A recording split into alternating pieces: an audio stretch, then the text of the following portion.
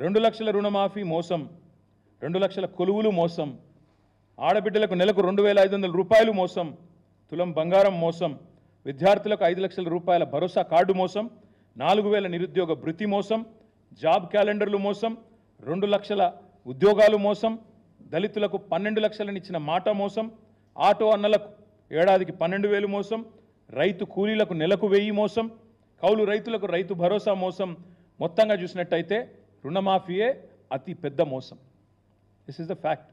ఎట్లనా మీరే చెప్పారు. మేము అసెంబ్లీలో కూడా చూపెట్టాం. నర్సాపూర్ నియోజకవర్గంలో మా సునీతా లక్ష్మారెడ్డి గారు, మా ఎమ్మెల్యే గారు తీసుకొచ్చినారు. ఒక రైతు డిసెంబర్ 9 నాటికి ఆయనకు ₹1,00,000 రుణం ఉండేది. ఆయనకు నోటీస్ ఇచ్చారు. ఏమని? మీకు ఇప్పుడు రుణమాఫీ కావాలి అంటే మీరు డిసెంబర్ 9 నుంచి ఈ రోజు వరకు ఏదైతే ఇంట్రెస్ట్ జమ అయిందో, మిత్తి జమ అయిందో 9,000 రూపాయలు, అది కడితేనే మీకు రుణమాఫీ చేస్తాం.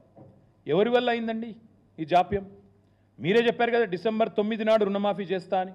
మరి డిసెంబర్ 9 నుంచి ఆగస్టు 15 దాకా ఆయన జాప్యానికి, ఆయన డిలేకి ఎవడు కడతాడు ఇంట్రెస్ట్? రైతు కట్టాలా, ప్రభుత్వం కట్టాలా? మేము ప్రభుత్వాన్ని అడిగినాం. This is your mistake.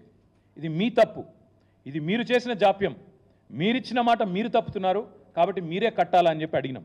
అడిగితే సమాధానం లేదు, సమాధానం రాదు. మీరే కదా బిల్డప్ ఇచ్చింది.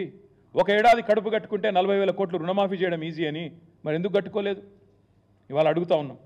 ఇంకొక మాట, అతిపెద్ద మోసం అని ఎందుకంటున్నా అంటే, బడ్జెట్లో చెప్పింది 26,000 కోట్లు అని, క్యాబినెట్ తీర్మానం 31,000 కోట్లు.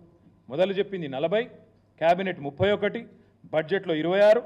ఆఖరికి నిన్న వైరాలో ఖమ్మంలో ఎక్కడైతే పోజులు కొట్టి ముఖ్యమంత్రి గారు మాట్లాడిన మాటలు అవుతున్నాయో, మొత్తం కలిపి నిన్నటి వరకు జరిగిన రుణమాఫీ ఎంత అంటే కేవలం 17,934 కోట్ల రూపాయలు మాత్రమే. ఎంతమందికి అయింది రుణమాఫీ? 22,37,848 మంది రైతులకు మాత్రమే.